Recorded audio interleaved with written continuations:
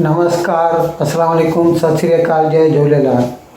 मैं हूं जी प्रेम बटरानी और आप देख रहे हैं हालात हाज़रा का प्रोग्राम। हकीकत ये है, इब्तिदा में आपसे दरख्वास्त है चैनल ज़रूर सब्सक्राइब करें। नाज़रीन, पाकिस्तान में जो सूबा, ऐसे तो दो सूबे हैं जिनकी सरहद अफ़गानिस्तान से लगती है, लेकिन ख़ास है खैबर पख्तूनख्वा, जिसे हमारे वक्त में नॉर्थ वेस्ट फ्रंटियर प्रोविंस करके बोला जाता था, NWFP, या आम तौर पर उर्दू में सरहद सूबा करके बोलते थे। वहाँ पर जो दहशतगर्द हैं उनका मोराल इतना बढ़ा हुआ है।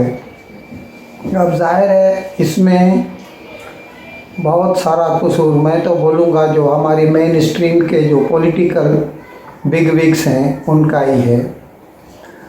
अभी खैबर पख्तूनख्वा में इमरान खान की जो PTI है उसी की हुकूमत है, उसका वज़ीर आला है महमूद खान।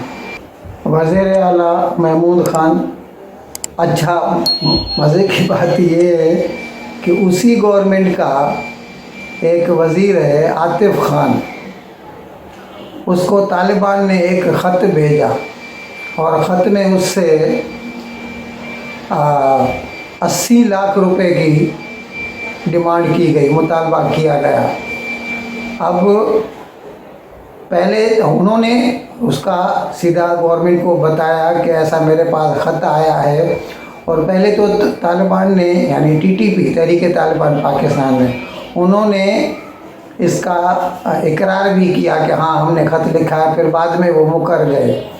लेकिन आप ज़रा इतना सोचिए कि अगर जिसकी गवर्नमेंट है खैबर पख्तूनख्वा में, उसका एक वज़ीर उसको ज़िंदा रहने के लिए, क्योंकि उसको जो ख़त में लिखा गया था कि अगर तुम 80 लाख रुपए न दोगे तो तुम्हें कत्ल कर दिया जाएगा, अगर उसे ज़िंदा रहने के लिए भत्ता देना पड़ रहा है, एक्सटॉर्शन मनी भरनी पड़ रही है, तो आपके और हमारे जैसे आम आदमी की क्या हालत होगी। यही हुकूमत जो अपने वज़ीर को नहीं बचा सकती, वो दूसरे आम शहरियों की क्या हिफाजत करती होगी। अच्छा, खैबर पख्तूनख्वा का तो बड़ा ही लंबा जो है ना वो टेररिज्म का हिस्ट्री है उसका। एक वक्त था परवेज़ मुशर्रफ के वक्त में, स्वात जो वैली है, वादी स्वात, वहाँ पर मुल्ला रेडियो, जो फजल्ला मुल्ला या मुल्ला रेडियो के नाम से मशहूर था, क्योंकि वो अपने वॉइस जो है रेडियो के थ्रू करता था, और वही स्वात के लोग उसके मदाह से बड़ी खुशी से उसके सरमन जो है वो वॉइस जो है सुनते थे।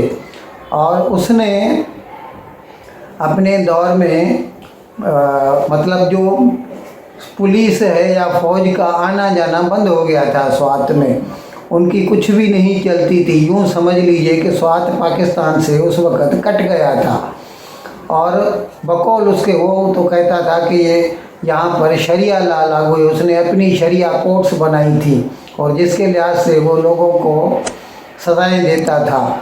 वो फीमेल एजुकेशन के ख़िलाफ़ था, इसीलिए उसने मलाला यूसुफ़ज़ई, जिसको बाद में नोबेल पीस प्राइज़ भी मिला था, उसके ऊपर हमला किया था। बस में घुसकर, स्कूल के बच्चों की बस में घुसकर, और उसके सर पे गोली मारी थी। ये तो खुदा का शुक्र है वो बच गई। फिर उसे पहले तो रावलपिंडी लेके गए थे मिलिट्री हॉस्पिटल, फिर वहाँ से उसे बर्मिंघम लेके गए थे इंग्लैंड, और फिर वो बच गई। आजकल वो कनाडा की एजाज़ी शहरियत है उसको मिली हुई।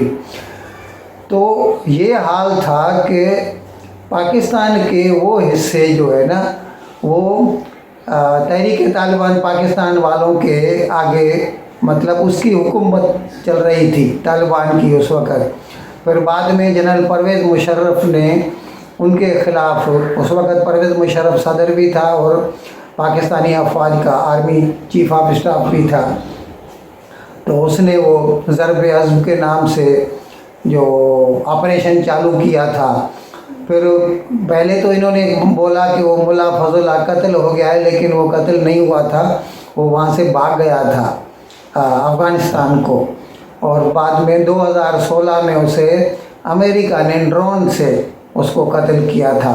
पाकिस्तान वाले कुछ भी नहीं कर सके।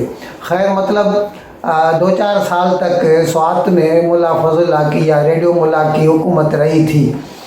अब फिर से जब से पिछले साल से 15 अगस्त से अफ़गानिस्तान में तालिबान वालों की हुकूमत आई है, तो तहरीक तालिबान पाकिस्तान वाले भी मुतहर्रिक हो गए हैं।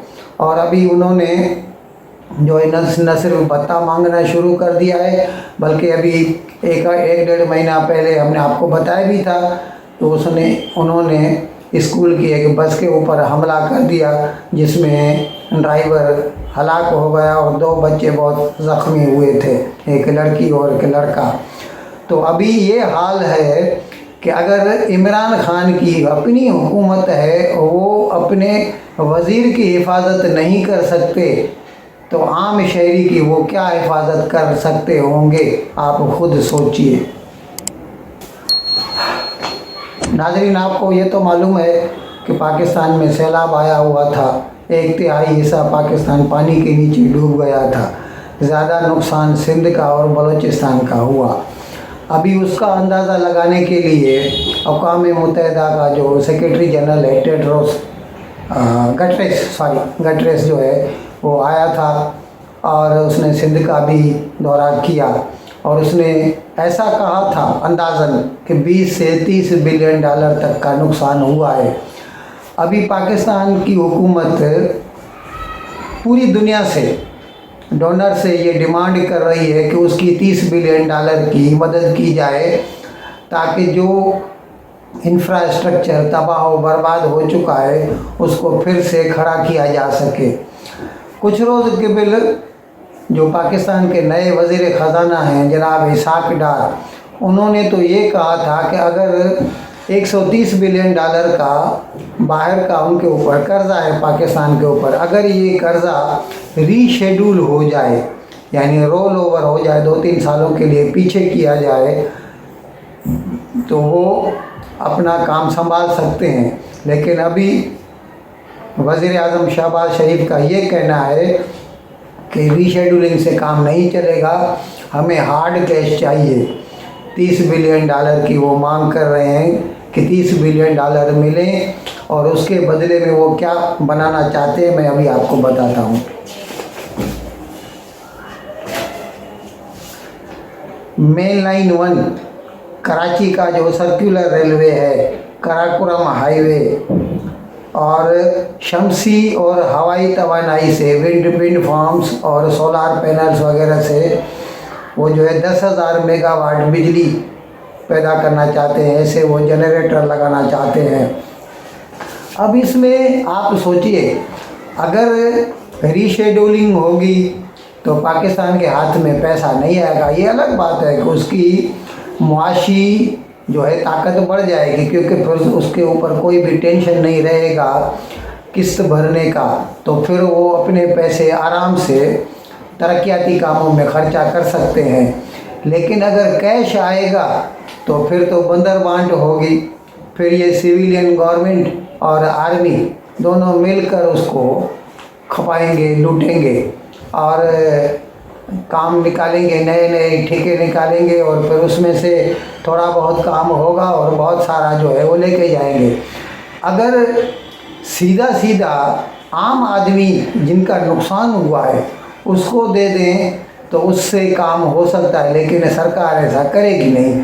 सरकार चाहती है कि पाकिस्तान को ऐसा पैसा मिले ताकि वो उससे नए प्रोजेक्ट चालू कर सके। हमें तो लगता है कि इसमें सीधा उनकी नीयत जो है ये पैसा हज़म करने की है। अब पीटीआई वाले ये मान रहे हैं। इमरान खान ने पहले तो इनकार किया था, हमने आपको बताया था सदर आरिफ अलवी ने कमर जावेद बाजवा जो चीफ ऑफ आर्मी स्टाफ है और इमरान खान की आपस में मुलाकात जो है उसका एहतमाम किया था ऐवान सदर में। एक नहीं 2 मरतबा मुलाकात हुई थी उनकी। अब उसका नतीजा क्या निकला ये तो वो खुद जाने या खुदा जाने। लेकिन इमरान खान से जब भी पूछा जाता वो न तो हाँ करते न तो ना करते। अभी जनाब फवाद चौधरी ने उनसे जब ये पूछा गया कि आपके एस्टेब्लिशमेंट वालों से मुज़ाकरात हो रहे हैं, तो उसने ढके छुपे लफ्ज़ों में ही सही लेकिन इस बात का इकरार किया कि हाँ हमारी बातचीत चालू है। इसका मतलब ये है कि भले वो उनको कितनी ही गालियाँ क्यों न दें, भाई न्यूट्रल जानवर होता है, ऐसा होता है, लेकिन वो किसी भी हाल में हर सूरत में भले ही उसके लिए उनको एस्टेब्लिशमेंट वालों की खुशामद करनी पड़े, वो वापस हुकूमत में आना चाहते हैं। नाज़रीन, नेशनल अकाउंटेबिलिटी ब्यूरो का जो कानून था उसमें तरामीम लाई गई, ये जो अभी नई हुकूमत आई है पीडीएम वालों की, उसके ख़िलाफ़ सुप्रीम कोर्ट में रिट पिटीशन फाइल है। उस पे जब भी उसकी कल पेशी हो रही थी तो सैयद मंसूर अली शाह, जस्टिस सैयद मंसूर अली शाह ने सरकार से पूछा कि आप न तो आप में से कोई न तो पीटीआई वालों में से कोई इसका जवाब दे रहा है कि आपने ये जो तरामीम लाई हैं इसकी वजह से आपने अफवाज को क्यों एग्जेम्प्ट करके रखा है। यानी अगर कोई भी मिलिट्री पर्सनल जो है अगर वो किसी भी किस्म की खुर्द बुर्द में जो है मुलविस है तो उसके ख़िलाफ़ ये नैब के कवानीन नहीं लग सकते। तो जस्टिस सैयद मंसूर अली शाह को इस बात पे हैरत हो रही थी कि न तो गवर्नमेंट की तरफ से कोई इसके बारे में बात कर रहा है न अपोजिशन की तरफ से, यानी दोनों ये मान के चल रहे हैं कि इतना तो उनको मंजूर है। सिविलियन अगर बेईमानी करता है तो उसको पकड़ा जाएगा, उसके ऊपर कवानीन लागू किए जाएंगे, और अगर आर्मी मैन होगा तो उसके लिए कोई कानून नहीं है। इन अल्फाज के साथ मैं आज का प्रोग्राम ख़त्म करने की इजाज़त चाहता हूँ, लेकिन विदाई लेने से पहले एक मरतबा फिर आपसे मेरी दरख्वास्त है कि जिस किसी साहब या साहिबा ने अब तक हमारे इस चैनल को सब्सक्राइब नहीं किया, अज़राए करम इसको जल्द से जल्द सब्सक्राइब करें, प्रोग्राम को लाइक करें, शेयर करें और घंटी का बटन दबाना न भूलें। बहुत बहुत शुक्रिया। खुदा हाफिज़।